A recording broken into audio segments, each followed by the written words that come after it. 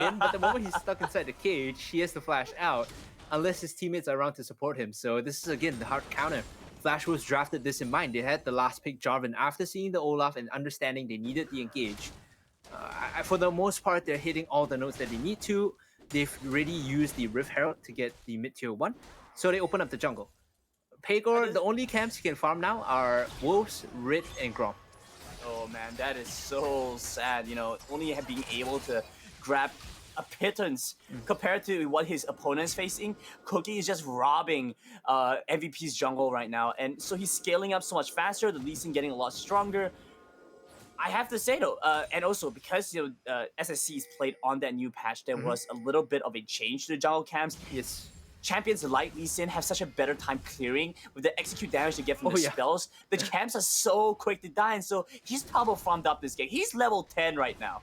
They might actually force this because their ultimates are all up. Whereas they know that Artsy, they're probably keeping timers. They know that Artsy doesn't have Hero's Entrance, which is why they're forcing this. Okay, so they're gonna start this one up. Yahtzee's still pretty far away. They actually have vision of this Galio, so they move in, looking to try and pick this one away. Coming out, Cookie does manage to secure the Dragon. Cataclysm over into the back. They get good damage on the Tristana. Tristana flashes into the wrong spot. It's Orianna that claims the kill. And so Galio jumps right back onto the Braum, but David goes down. It's a double for Ori, and now looking at a triple. Instead, they hand it to Demon, who now makes their way over to the Baron. Flash Wolves pick up 4. It's very textbook play. It's tough to execute when you're in the client or in the Wild Rift, but when you look at the numbers, right? Flash Wolves as a team, they have 3x League of Legends PC players. The number one skill you need to have, and by the way, one of them played support in the past, it's Ysera. If you're keeping track of timers, you know how to abuse this Galio composition. You know what are the timers you have ahead of your opponent that come up first, and they always make use of that small window where they can force the fight and Artsy cannot use this ult. Okay, this time around, it is gonna be that Glow Baron Slay, so Flash Rolls with a lot more momentum, a lot more tempo. They can pick this one up, and Bruce completed on Bruce this time around. He has the Hourglass, a lot more safety to himself. He can flash in, rock that sombrero, pull in his own ultimate. He doesn't need no Lee Sin to engage. He can do it himself. But of course, with that Rakan combo, they have something. Wait a minute. Am I looking at this? Yeah, Roll of Ages, yeah. Okay. In theory, okay, so follow me. In theory, it sounds like a stupid item, but it gives him AP, so he has a bigger shield. He does more damage with the quickness. It gives him additional health, which is a very good stat to have because he's going to be jumping in first, and it's very cost efficient. It's already cost efficient. By the way, it takes 5 minutes to. It takes 5 minutes to scale up. It's efficient halfway through. So any point after the 2.5 minute mark where this item is scaling, it just brings you more value. Man, being brought to school by Hungry here, teaching me so much about the Rod of Ages. And a nice pickup for Easton, apparently, as we do see a little bit of a skirmish happening in the jungle. Cataclysm locks out the Garen, but it is going to be Galio joining into the fight. Orianna making his way in. Cannot quite find a good shockwave over the back, though. Featherstorm going to be used by Xayah as Demon takes down the Olaf. Pegor goes down, so they move over to the mid lane, put their attention there instead. 1 kill and a turret. Flash Wolves get a great deal. I think they're gonna pick up the mid inhibitor too. The grand entrance hits too, and they are looking for this fight. Okay, Yahtzee, I'm not quite sure you still want to go for this. A shockwave on the 2. They execute the Tristana.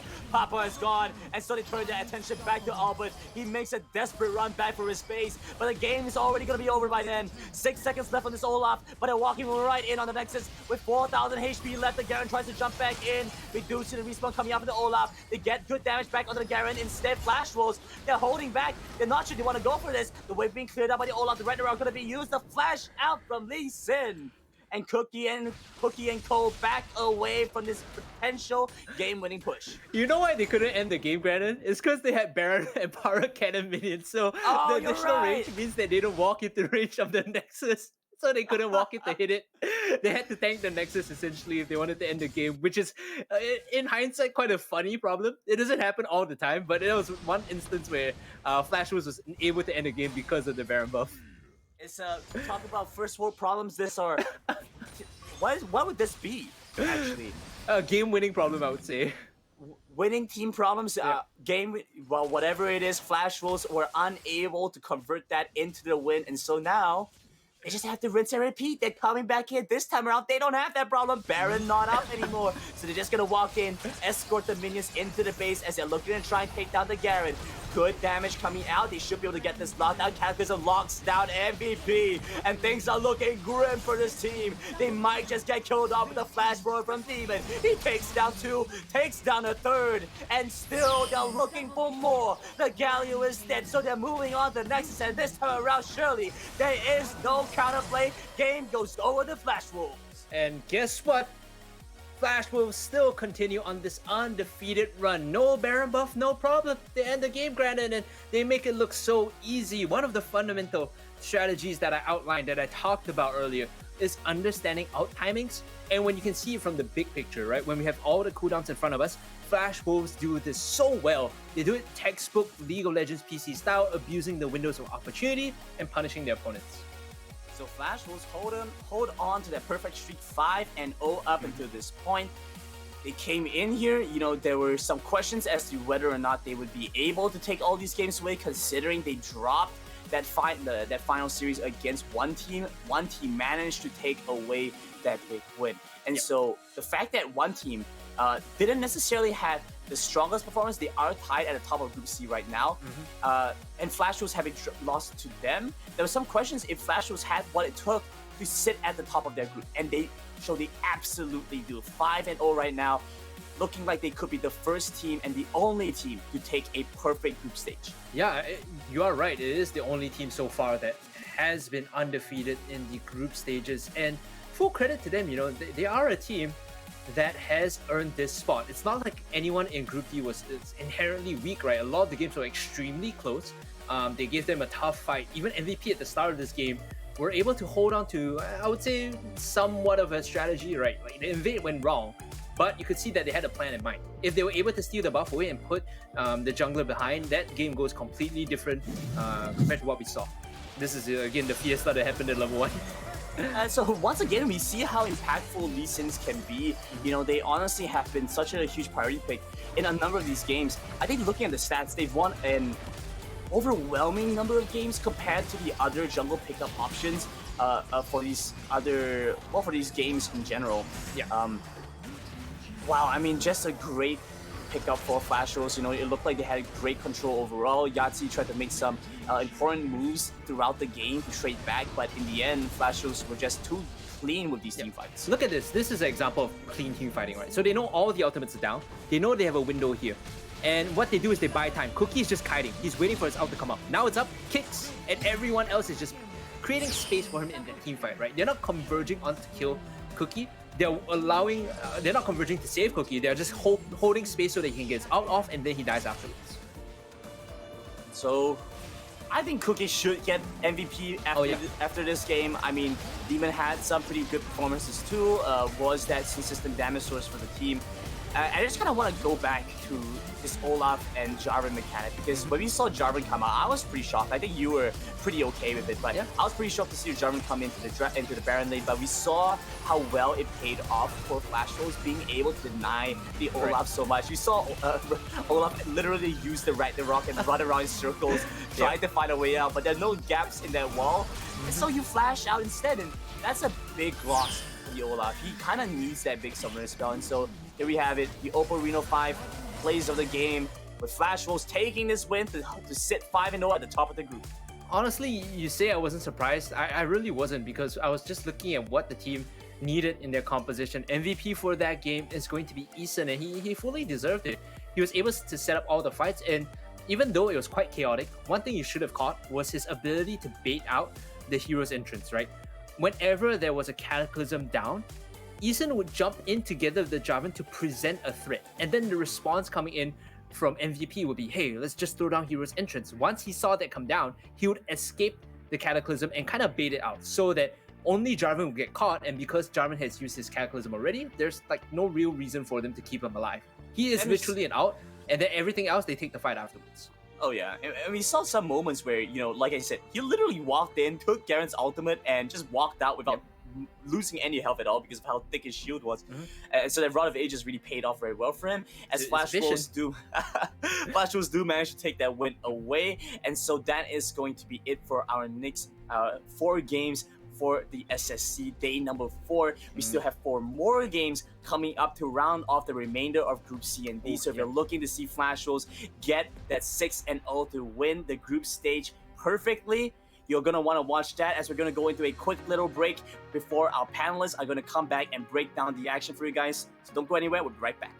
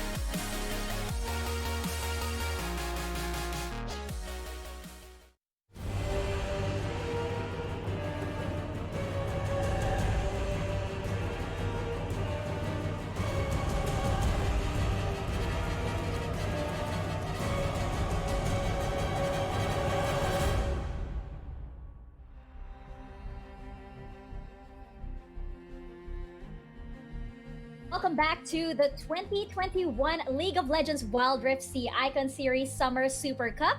And congratulations to Onyx Esports, to One Team, to Buriram United Esports, and to Flash Wolves for winning their earlier matches.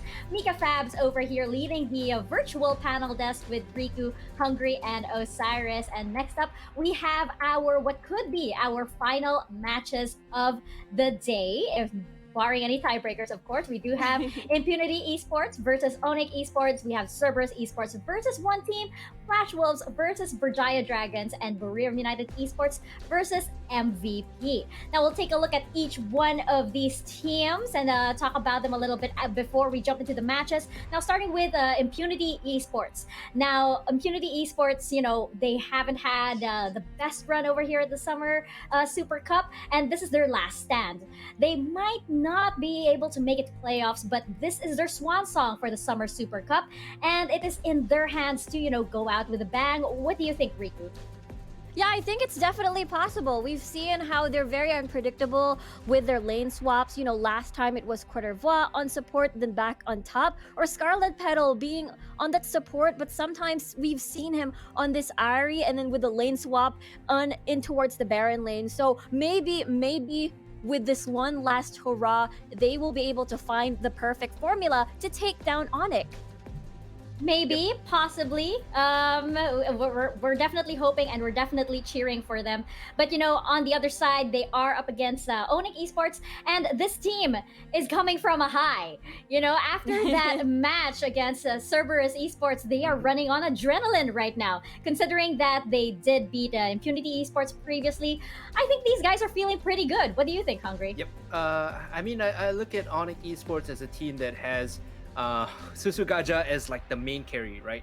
So sometimes he kind of doesn't perform, but other times on the Kai'Sa he pops off, and that kind of stability is what you need from Onyx Esports. You need to have these strong average performances if you want to progress further. Of course, they're on that high. They will need to find a reset to come in against Impunity Esports, who, like you said, this is their swan song. They're more or less eliminated from the tournament, so no pressure on Onyx Esports, but still, they will be looking for that win. Definitely. And of course, the second match of this batch, we do have our tiebreaker over here between Cerberus Esports and One Team. Now, just like Onyx Esports, I think these guys, Cerberus Esports, they are running on adrenaline. They might not have gotten the win, but that was a great match to lose to. Plus, they're still doing great on the standings. So I think, these guys are also feeling quite positive. What do you think, Osiris? Yeah, and considering that the Cerberus Esports, so right now they are on a hot streak. They know where to go. The macro play is looking solid. The team fighting style is pretty aggressive. They know their prioritization, the roaming onto the side lanes, plus the tower taking. So I must say, Cerberus is one of the top contenders right now, along or going into the playoffs. Genza's insane. Not to mention Genza with the very first pentakill of the Summer Super Cup. Yep. And that was definitely that was one for the history books right there. But they will be up against One Team Esports. Now, these guys, they've been pressing us left and right, and this is the tiebreaker match, and both teams, they are going to go all out. Riku, what do you think One Team's strengths are going into this match? Yeah, I feel like, their biggest strengths is their synergy. Looking at Baya, Xianyo, and Kid, they've played together since 2019 from another esports division, basically, and now transitioned to Wild Rift. So they always do amazingly well when it comes to domestically speaking, but fall off when it comes to international tournaments. So this is basically a new era for them. And being 4-1, with the standings with Cerberus, I feel like this is such a huge match coming into this certain matchup. And don't forget about Ninja 7. He is just so crazy when he scales into the late game, especially when he's on Asaya. Definitely one to keep your eyes on, ladies and gentlemen. And our third matchup for this batch, we do have Flash Wolves versus Berjaya Dragons. Now, Flash Wolves, they are well on their way to being the only undefeated team here at the Summer Super Cup. And I think it's going to be quite the story if Berjaya Dragons can actually win against them. But, Flash Wolves, they have just had so much success so far. What do you think, Hungry? What are the odds of this happening, considering that Flash Wolves have been unstoppable? I'm not going to mince words. I think they're well on their way to 6-0. Berjaya Dragons, as much as I want to believe, as much as I think they could do it, they kind of fell short the previous game. Zitsune made a fatal mistake that cost them the game, and the mental fortitude might be sort of shaking at this moment. Flash Wolves, their key strength, as I kind of told Grana in the previous cast, is their understanding of macro and ultimate timings. They know how to abuse windows so well. If they know there's 20 seconds left on the Galileo ult and they can fight, they will force that fight and make you fight with one ultimate less and really punish you in these objective control battles. So Flash Wolves on a whole, 6-0, not out of the question. Definitely. And, Berjaya Dragons, I know how frustrated this team must be, especially since, they nearly had that in their match against Barium United Esports. They nearly had it. They did have some great moments, though. What do you think they need to bring from that match into this match against Flash Wolves, Osiris? Well, Berjaya Dragons, I'm being honest right here. They are quite a mess on their previous matches. There were like a lot of questions popping off to the panel side. I mean, off cam that we are discussing how is there any chance that Berjaya can win specific games, but they are not entirely winning into their win conditions or taking advantage of those. So for Berjaya Dragons to come back stronger, I'm thinking that they need to go back on how aggressive they are on their team fight prowess, looking for the right targets, and especially Chili. This guy is and Sagi. They know where to go. They are one of the carries you need to rely on. And Zisune, he also had a good game previously. It's just that, the conditions weren't in his favor. But yes, we are actually cheering for Berjaya Dragons, of course. We want everybody to feel good, at least, even if not all of the teams are making it to the playoffs. Now, for our last matchup for this batch, we do have Buriram United Esports versus MVP. Now, the last time these two teams went up against each other, MVP did win, but Buriram United Esports, they gave them a run for their money. I feel like, sometimes they're just caught unaware and maybe in awkward places, and team fights aren't exactly the best. But we did see, these things being remedied earlier in their match against Berjaya Dragons. So, Riku, do you think Buriram United Esports can get revenge on MVP? Yeah, I think they can definitely get that revenge, make it into a 1-1. And I feel like it will fall over to will they be able to form this kill the Papa composition? Because I feel like Papa has been such a huge problem by the teams that suffered basically in the hands of MVP. So maybe they can fall back into their roots, which is I feel like they're really, really good when it comes to early to mid game team fight compositions, and basically strike Papa while it's early, strike the iron while it's hot, basically. So yeah, J4 Oriana for Arshani. I feel like it's one of those important picks coming into this matchup. I was going to say something, but I feel like I shouldn't because I don't want to get in trouble. Yep. I got it. You guys all get me though. That's what matters. You guys all get me. But of course, Buriram United Esports, they will be up against MVP, and MVP again, they won this fight last time. Can history repeat itself, considering that Buriram, they actually now have the momentum, and MVP are still reeling from that earlier loss? What do you think, Hungry? MVP do need to win this match, especially if they drop the game to Flash Wolves after later on, largely because of the tiebreaker situation, right? I believe the numbers work out such that if they lose to Flash Wolves and they lose this game to Buriram United Esports, we will be going to a tiebreaker because their hit-to-hit will be 1-1. So that's going to be interesting. That's going to be exciting. And for the most part, their fate is in their own hands. MVP, it's all up to them whether they want to make it out of groups and avoid the tiebreaker, because in those situations, it never feels good to go to a tiebreaker. Yeah, and Osiris, do you have any final thoughts to wrap this all up before we jump into our matches? I'm just excited for both of them. Both of them got this kind of potential to really be one of the best teams right now. But there are a lot to take in. There's so many adjustments. Buriram knows how to be aggressive. MVP can also do that. So this will be a battle of the same play style, I must say. So who's going to come out on top will be exciting to see. Definitely. And assuming that there are no tiebreakers, assuming that there are none, we are jumping into the final batch of matches of the Summer Super Cup group stages. This will be Impunity Esports versus Onyx Esports, Cerberus Esports versus One Team Esports, Flash Wolves versus Berjaya Dragons, the battle of the creatures over there, and Buriram United Esports versus MVP. Casters, are you guys ready? Let's jump into the rift.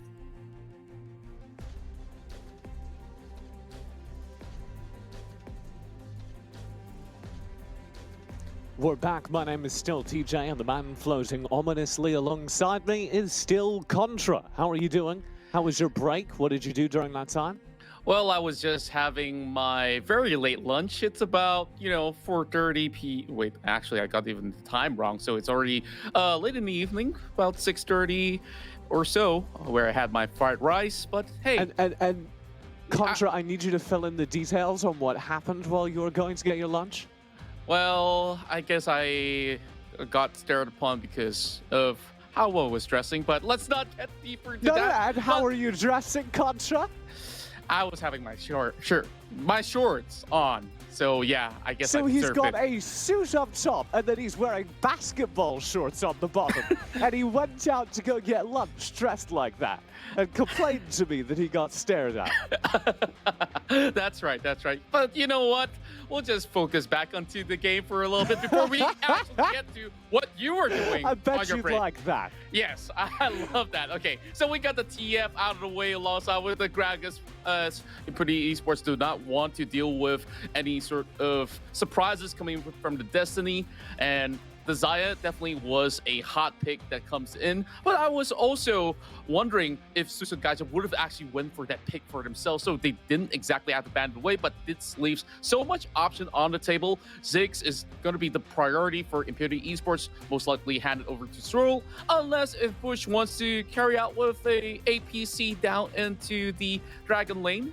I'm not too sure if that will actually work out to their favor, though. But on Esports, I like what they're thinking here. They've got the Renekton alongside with Camille, still very much flexible, while Wildboard here locks in the Jarvan, which we earlier just witnessed the very first Jarvan top lane carried out by the likes of Flash Wolves. And Cataclysm in with Ziggs is such a good combo, so I really like what they built here with the Jarvan Ziggs combo. On the opposite side, you have a lot of single target engage. Onyx have the Camille presumably run in the jungle to access the backlines. Lots of good pick potential of Renekton to be the tanky front line. We'll complete the Impunity draft. We get a Singed in the top side, as well as a Nami support. Well, I definitely think that the Singe pickup here will be doing very decently against Renekton, so long as he doesn't really get camped on from the get-go. So Nami giving themselves a little bit more sustainability in the lane will be proving vital just to make sure that they can actually turn things around if this Camille were to pay them a visit, or even Here we go. Dives coming in. Now, here we go. We understand that, you know, Impunity, this will be their very last hurrah. They will not have a chance to qualify into the playoffs run. But hey, overall, I've been enjoying their gameplay so far. And then we move on to our next topic. What were you doing during your break? I went for a run and I got scared by a cat. It's fine. Yeah. It's like midnight here. It's 3 a.m. here. I went for a run. There was a cat. Cat's eyes glow in the dark. I almost tripped on said cat. It was traumatic. Well, I'm just really glad that you actually made it home back in one piece than to, In you know, one piece, the cat didn't get me. yeah, the Very cat important. didn't get you at all. Now, moving back here, and we're going to be seeing pretty much the M-tone start for Quadivar, also running the Ghost.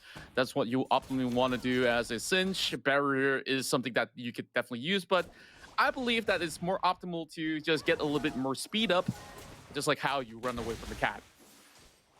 Exactly. I'd like to talk about, we're going to hold this door. Here's Wild Boar roams down here with Scarlet.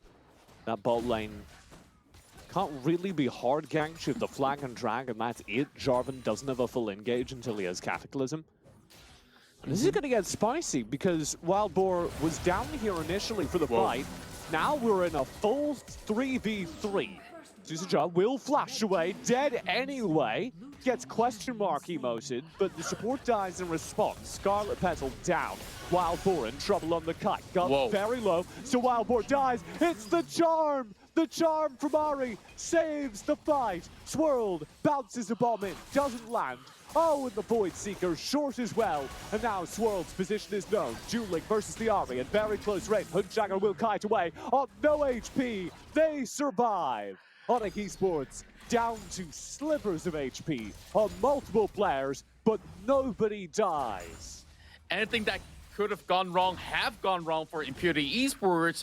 Initially with the one-on-one trade, that seems pretty much good for the likes of Impunity because, you know, they lost a little bit of their support over on the corner, but they didn't really have to commit to that. And it all started with Wild Boar, who flag and drag all the way across, trying to actually secure another kill, while he could have actually used it to actually escape. through the walls. But, you know, it's just a decent start overall for Onyx Esports to actually get a snowball out of that. And hopefully they could actually push things up ahead to increase the standings overall inside of Group C. Yeah, at this point, this is a last hurrah for Impunity. Kind of the encore to their tournament run. As I said when we lost teams yesterday, everyone's getting something. Our prize pool is massive. Thank you very much to Riot and our sponsors for being able to provide that. And that means that these teams who are going home very early on in our tournament still get to, you know, have a reward for their regular season. Speaking of reward, here, very aggressive. Are going to get double bubbled. Wild Boar on the fight, goes in with the flag and drag, does have the Cataclysm in pocket as the Mega Inferno Bomb arcs in. Phoenix is 1 HP, but Hoodjaker arcs in, finds a kill of his own, and instantly Wild Boar's dead. Onyx again survive their aggression with very little HP, but survive they do. yeah, and overall, this is definitely the right sort of play that was being brought forward. But, you know, the red buff didn't exactly get handed to Phoenix, and either way, he was going to be dropped out, as we have seen in that scuffle early on. Now, Frizzrix could be pretty important for either sides as well, especially for Impurity. They want to, of course, get Bush as well as Swirl dishing the most amount of damage. I want to see a very aggressive Kai'Sa heading in towards the mid game when they go in for all these objective contests overall. Just to look at the build, it's going to be a real early Rylai's alongside with Liandries for both the top laner as well as the mid laner of Imperial Esports. So just judging how things are going so far, definitely getting a little bit more extra goal on Bush is the only good case that Impurity could actually be thinking of whatever happened. But here comes Phoenix looking for a pick. Bush will flash ahead of the Torn. Wild Boar in trouble around the side. Everyone gets away. Impunity in the meantime are going to try and answer this Drake, as you were talking about there. You know, lives aren't looking terribly good right now. They're going to try and split push in a turret on the top side. Boost that Singe down to head is a win condition. Wild Boar in the meantime hovering around here. There's the tidal wave, steal attempt. Still a lot of HP on the Drake, which means there's just no way that steal happens. Wild Boar is detonated. So much damage coming out there. This is going to get worse. Bush caught out as well by Gub. Bush will step forward into this, try and find a second kill. Killer Instinct. Oh, he's got him.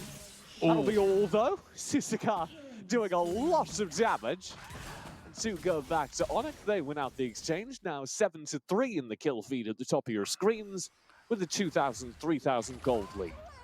Yeah, I don't agree with having the redemption just to pop right there because there's not enough minions for Onyx Esports to push it down, but that definitely went well for Onyx Esports overall, just knowing how to bait the rest of Impurity Esports just to commit, while Swirl could have actually joined right into the fight as well, but he was just thinking about, you know, dropping in Mega Inferno Bomb from quite a far, if that's going to be able to work out to snatch that one away. While we did have another kill slightly off camera, and this one goes to Impunity. Yeah, Gov overstepping here by the Rift Herald, which might buy Impunity some space. Bottom will go in up top, instantly charmed. Tidal Wave to bail him out. Rift Herald does go over to Impunity, smited away as the Globe Rift Herald charge, but Swirl's caught out on the retreat, chained down by the Hextech Ultimatum. Flashes up the wall and Hoodjaker is waiting. Hoodjaker will go down, but not before they find another. Scarlet and Swirl both gone. Make it 3. Wild Boar falls. Parker swooping through the top side of the map, and they're going to be shoving through mid at the same time.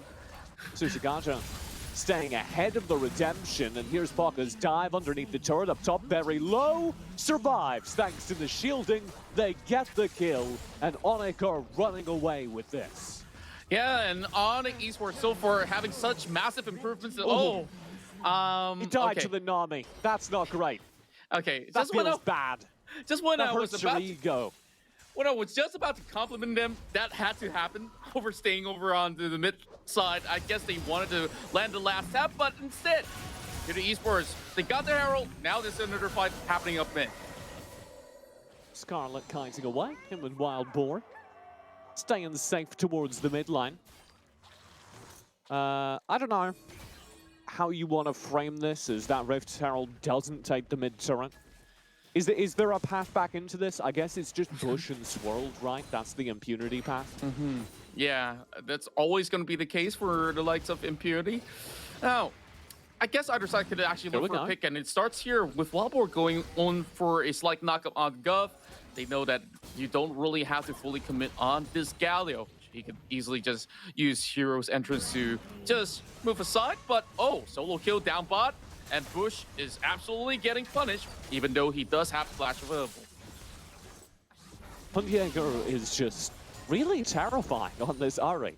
We've seen it multiple times throughout this tournament, but if Hundjager is able to get out ahead, they just start doing this, finding solo kills anywhere and everywhere on the map. There's the mid turret down as we speak. Swirled is going to die. Did get the turret, goes down immediately afterwards, and Gov's gonna flash away from Wildboar, who goes in with the Cataclysm. Gov reasonably low, ults out, will survive. Quattrobos in the meantime chasing down this kill.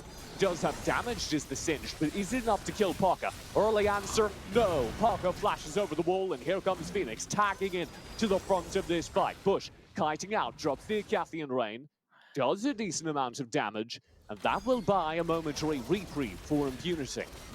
In the span of 9 minutes, we're almost reaching a 10,000 gold difference. Well, make that 9,000 only for now.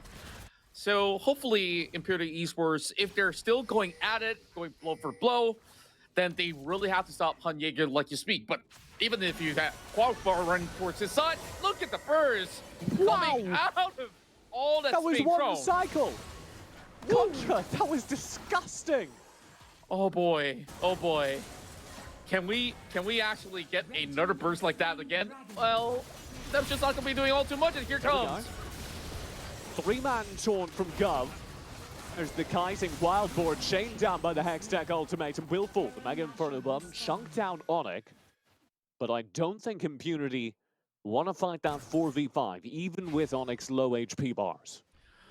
Yeah, they just really have to stash up in gold, get those items up available for both Bush as well as Swirl. Now, I just don't really know. You do have two members of the side of IMP that can actually start fights, but to survive it definitely takes quite a chunk out of the likes of these members who aren't really up ahead. And mind you, Quagbar ain't really building this tank build, which he would be able to actually take a lot more hits as per usual. Yes, you have the Insanity potion that could actually help him survive a slight bit longer. Well, the only good news that they can actually get out of that is that Onyx Esports, they haven't really built any items that is related to the Grievous Wound pathway. Perhaps Corky is now working on it, but, you know, he wants that traded force real bad. I didn't realize that Quattrobos was going full AP singed. I don't really know what to make of that. He's not going to have enough gold to really make it scary, so I suppose it doesn't matter.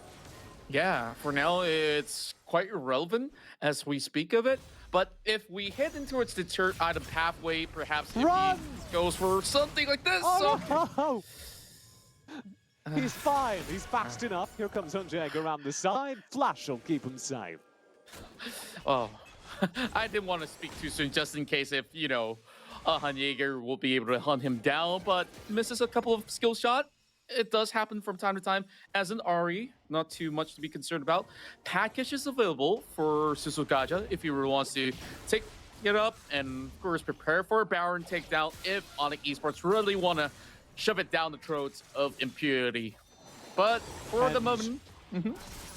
Oh, engage from Wild Boar. Phoenix will reciprocate. It's a good bubble out of Scarlet Petal, who's looked very good this tournament. Oh, very good tidal wave, but not enough to save Quattrobos, who is just instantly gone. Scarlet flashes over the wall to safety, leaving Bush in danger, but Bush will be able to run away. Here's Paka. Dominus Pop. What is this? Oh, my lord. A hit and run underneath the Nexus turrets. What am I looking at? Wow. If I could actually make words for that. That was a drive-by. He picked up his fast food order, Yeah. Got out real possibly fast, got his Andox, got out. from Andox, or since you're in the States, right? Or if you're currently in the UK, I'm pretty sure In and Out is quite popular, but Andox is the way to go. Very good. They're getting their money out of you, Contra. Mm-hmm.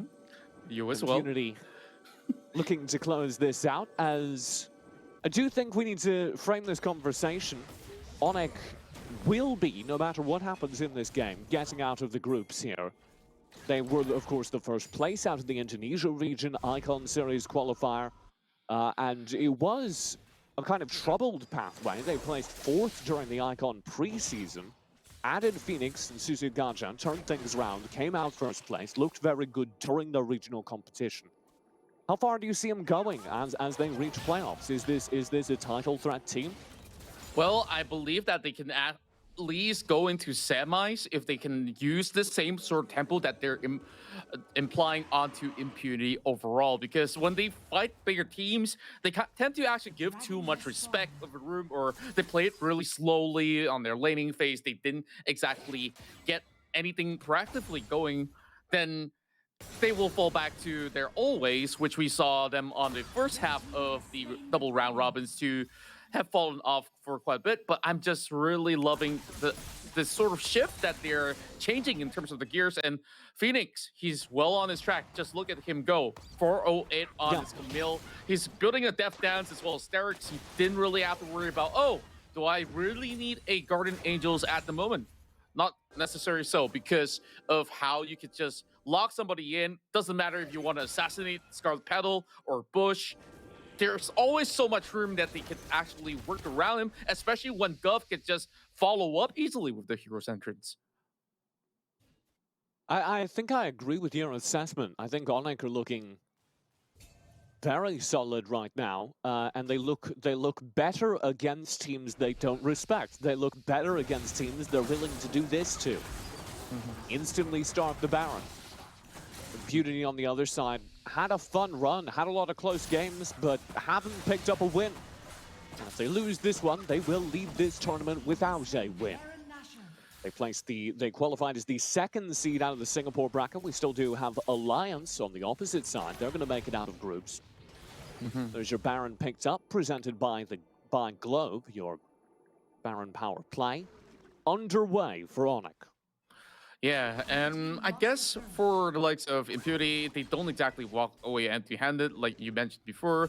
There will be a little bit of prizes for them and a wealth of experience that has been gained throughout Summer Super Cup. Just having the idea of how to play against other regions in the future, that will help if they were to actually make any sort of the adjustments heading in towards the fall split. But oh, here we go!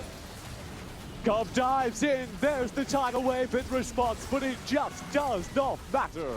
Wild Boar's already gone. Hunter goes is very low, but Parker's already underneath the Nexus turrets. Wow, a deep dive. Parker yet again going in to find his dinner early. That's going to be 2 inhibitor turrets gone. And just like that, Impunity are up against the end of their very final game here at the Summer Super Cup. I gotta say that defense was decent. Yes, they may have lost 2 inhibitors overall, but you look at the amount of damage that they're starting to actually push out, and it's all thanks to Sorrel, who have landed a massive Mega Inferno Bomb, but there wasn't exactly huge commitments overall. Impunity knows that if they really want to throw bodies, and in the case if Onyx manages to turn that around, then this is very much game over by the span of 15 minutes or so. But here comes Phoenix here, dodging a little bit more of those shots, but inevitably, this will be all turrets going down. Pocket just walks up, and there's Phoenix diving in, dropping the Hex Tech ultimate. Tidal Wave again in response, but again, it just does not matter. The focus is in on the Nexus, and Onyx will close things out, taking down Impunity and ensuring that Impunity's run here at the Summer Super Cup is utterly winless.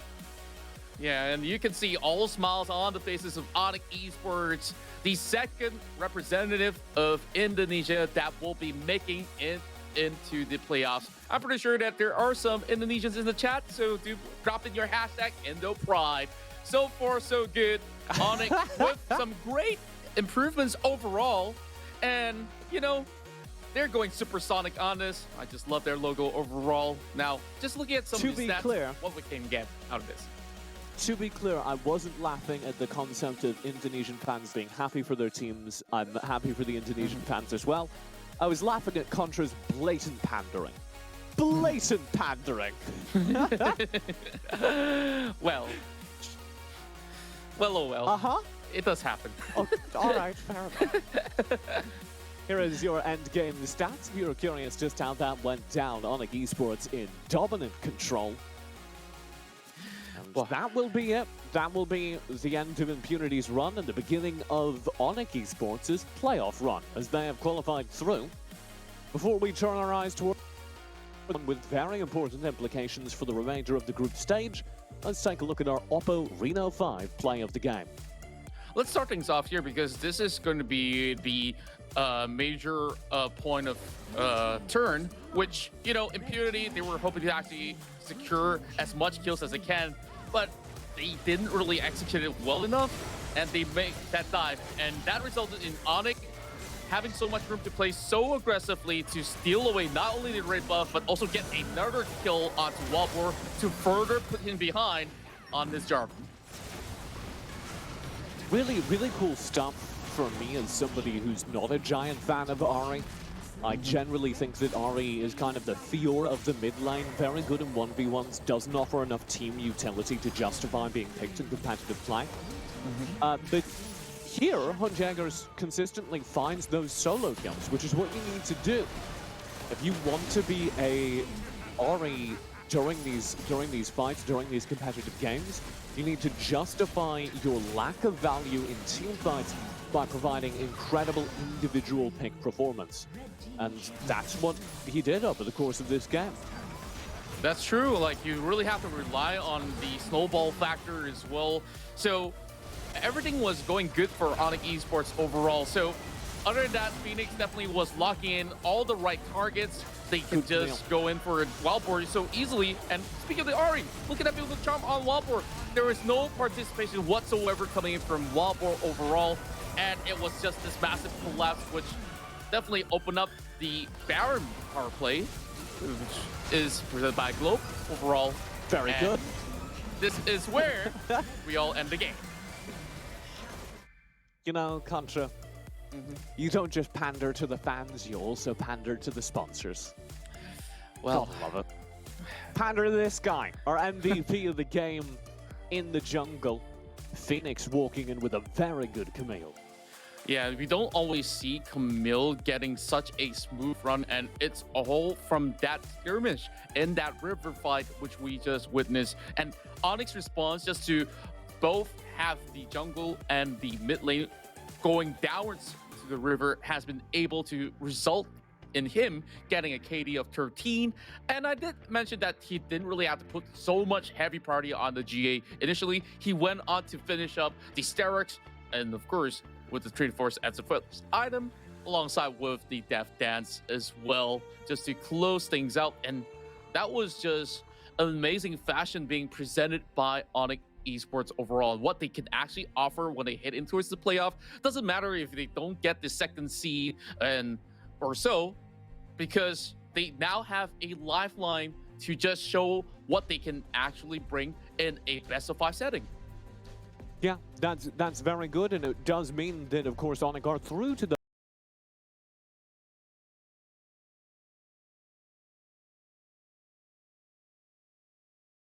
is we do have Cerberus Esports taking on One Team Esports, and this was kind of the shock of the group stage earlier when Cerberus were able to take down One Team in these two teams' first meeting.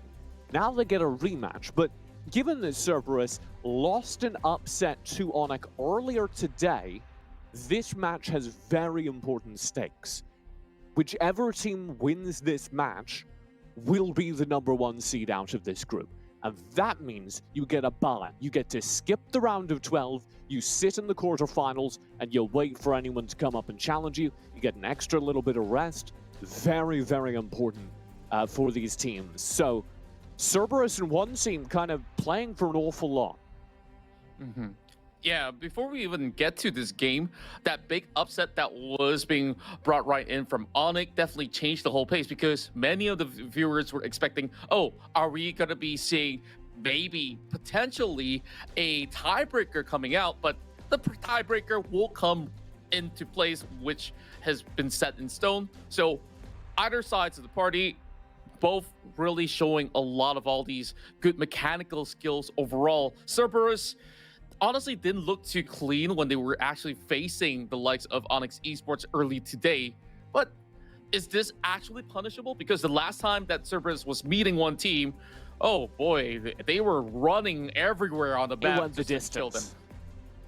It went the distance, and I was very impressed by the way they beat one team there. Because if you remember, it wasn't a, oh, we're just going to out-team fight one team. It was a, we can take every objective, we can beat one team on the map, we can control the pace of the game, and to see Cerberus, who are the #2 seed out of the Vietnam region, the team that lost in a clean sweep to SBTC, do that to one team who were such a hype team coming into this tournament.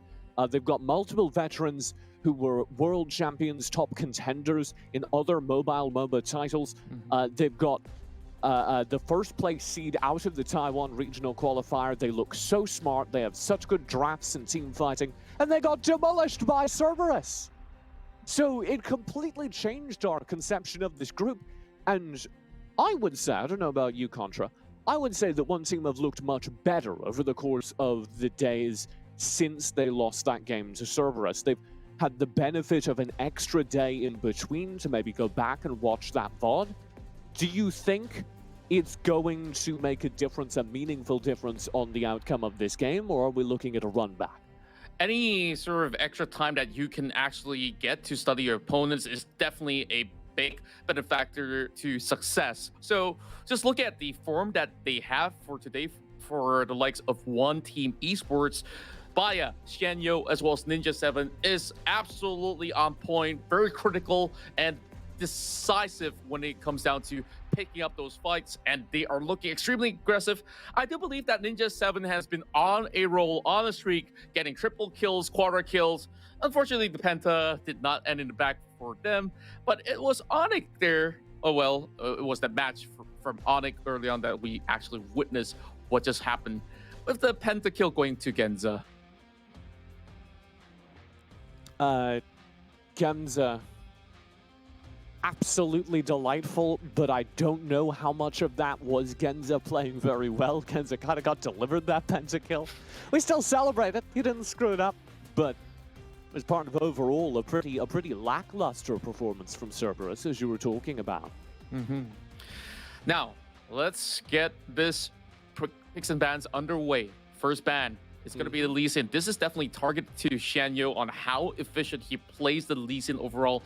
And Lee Sin in general, you could go for a very aggressive build if you're pretty much up ahead, or go tanky, whichever way works or rocks your boat. Now, not having the Ziggs is going to be very important for Cerberus as they don't get nuked from quite afar, even if they were to back off. No Recton as well, which opens up this Gragas to be playing quite safely if you want to place it into the mid lane or Baron lane, and in some cases for the support role as well. If you want to put it in the jungle, why the heck not? So with Lee Sin banned out, we do get what we've seen all tournament long now, which is Camille promoted as the kind of #2 most powerful jungle pick. Xianyo will be running that. We also get a repeat of that Ari picked up by Baya. In the mid lane, on the opposite side, Cerberus, I think, agree with me a little bit more. This seems like the more powerful draft. They get that Gragas Jarvan combo with a very strong duelist in the Kai'Sa. Yeah, I gotta say that this is going to be an ease of setup coming in for the likes of Cerberus Esports. So yeah, what they also want to provide is a little bit more room for this Darius. Wow. Okay, I don't know if they love this Cerberus draft out, but this is definitely exciting because this will mean that either the Galio or Gragas is interchangeable for the mid lane support role. But One Team Esports, they're bagging on getting this Fura to chunk out all the HP bars and stop this Darius from getting the axe on top of their heads. I absolutely love this Cerberus draft, but one team, they've chosen to go all in on individual execution in response. And that could not be a better picture, a better stage for us to begin as we play for the first seed in Group D. The winner goes straight to quarterfinals. The loser has to battle all the way there. All right, let's get this started, right? Just look at the sort of skill abilities and the whole competition between the two. I am going to state this as a concern first for One Team Esports. If it hits to very late game, they don't exactly have a solid tank. And that probably won't be a problem unless if, you know, you get a double split push coming on, which the Camille could actually hop in towards the side lane alongside with Vera on another lane and hope to actually get something done across the board. Now, BMM already getting a little bit of all these pokes down to Kid, but the vital procs have already come by. Let me follow up on your point now, because one team don't have us. Okay, Taunt will land. I'm not going to get to make this point because Faye is already in the action. A desperate attempt will come out from Sue, but they're not able to save Ninja 7 from being first blood of the game, as Cerberus are off to an excellent start. That's right. I believe that you can start to get to your point already, slowly but surely. And this mid lane, this mid lane sort of matchup definitely does favor Ari in the early game. After he gets the ultimate on Taku, it will be a little bit more risky to take, which can't always force a split rush. I do want to flag that Janyo is making his same very aggressive, clever call, which is just activating the vertical jungle. Aware of what Faye is no doubt doing on the opposite side of the map, saying, okay, we'll just keep this as an even trade. What I was going to talk about with the lack of a tank is that one team don't just have a lack of a tank, they have an Ari and a Fiora who, as I talked about during the last game, don't do a very good job in team fights, period. So I think this is a team that is kind of screwed if the game comes down to a 5v5 team fight. However, what they have drafted for is a ton of skirmishing. Every player on this team is very good in the 1v1 and 2v2. And if they can get the game to be decided by these individual skirmishes across the map, then one team have a clear advantage. Because Fiora, Camille, Ari will beat something like a Jarvan or a Gragas in that 1v1 every day of the week. That's true, and all you need is just to either pop the Hexite Ultimatum, force to take one member out, and that member could be Faye, which we saw early on, how Wildboar just absolutely get bullied off of many of all these team fights before it even started.